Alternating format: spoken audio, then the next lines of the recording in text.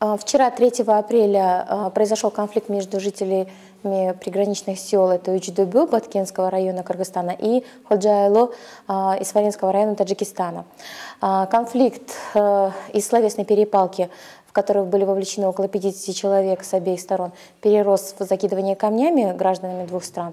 Но в течение получаса конфликт был локализован. На сегодняшний день ситуация, обстановка на данном участке государственной границы стабильная. Вчера незамедлительно была проведена встреча пограничных представителей Кыргызстана и Таджикистана, на которой был согласован порядок охраны данного участка государственной границы.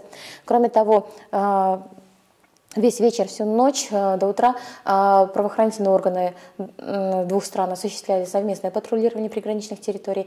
И сегодня, вот сейчас, завершилась встреча делегаций, в состав которых с двух сторон вошли, значит, представители государственных регистрационных служб, акимы районов, пограничные представители и представители правоохранительных органов обеих сторон.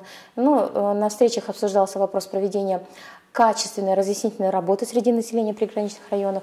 Вчера эти разъяснительные работы тоже были проведены. Гражданам, жителям приграничных сел были доведены вопросы, значит, законодательства в пограничной сфере, которые разработаны двумя государствами, и необходимость соблюдения, значит, законодательства, именно вот пограничного законодательства, для того, чтобы решать, и необходимость решения всех вопросов за столом переговоров мирным путем, без, значит, создания конфликтных ситуаций и инцидентов.